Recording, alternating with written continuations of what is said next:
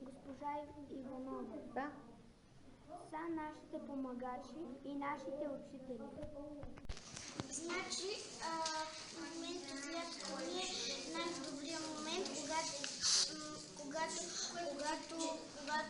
се ударих и ме столя много ръката горе. И най-хубавият момент от лятото ми беше, когато се ударих в коляното и в ръката и после татко ми помогна да стана и да ме изколела много.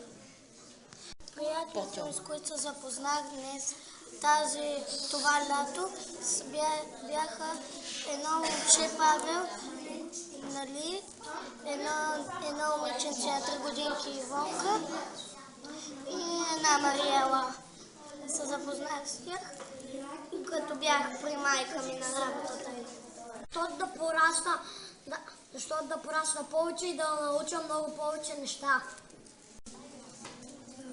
Във втори клас съм? Във втори клас съм. Защото? Защото да уча много повече и да порастам много повече. Мисля, че имам да забавим случка. Първата случка, че ходихме на аквапарк с приятелите на мама и тати. Другата ходихме на почивка си на морец. И на плаж имаше пицария, Куцата медуза. Ходихме цял ден на плаж. А сега дали си? Срещнах нови приятели през лятото.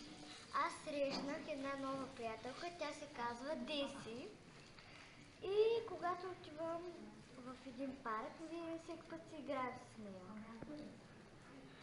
Това ли? Нашето училище е Димчо Дебелян. Радваш се, защото много си в училище. Радвам се, защото много ми се учи. Една случка от лятото. Също ще разкажа цялото лято. През лятото трябваше да чета книги от 10 до 12. Трябваше също на математическото да се упражнявам и да пиша. Сега все още в читателския дневник. И когато свърших, излизах и играех.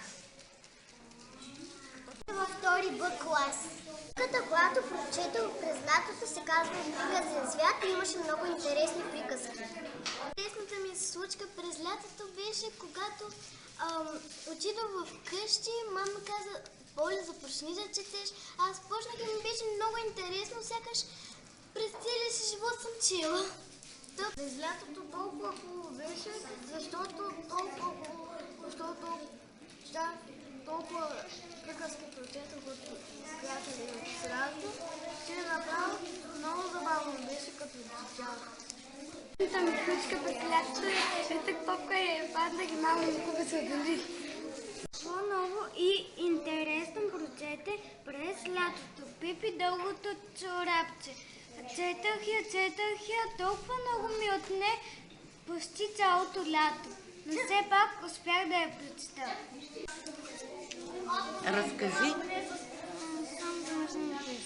Добре. Усмихни се тогава.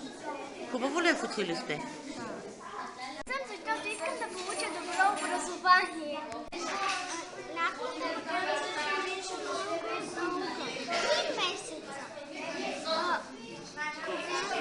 Тя започна кога? И кога завърши? Днес коя дата е? 15. Браво. Много интересно прочете през лятото. Аз прочетох 5 книги и всичките бяха интересни по-своему. Много интересно прочети през лятото. Какво? Аз прочетох том първи, том трети, не знам. На приказки? Да. Добре. Харесаха ли ти приказките? Да, много интересни са и са много дълги и са ми любимите. Четах всички книги, освен една, последната. Браво, много книги сте прочела. Четах Пипи дългото чорапче, Нищо, тя ти е харесала най-много сигурно, щом не я помниш. Харесва ли те най-много?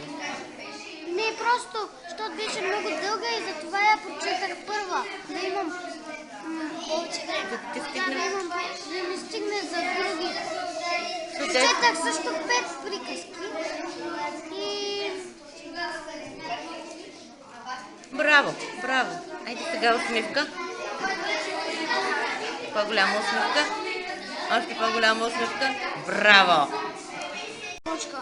Когато бяхме на война с Алекс, той щеше да прави едно напиране и той се удари тук в челото и тогава се засмя толкова силно, сърцето щеше да ми изкочи. Беше много смешно.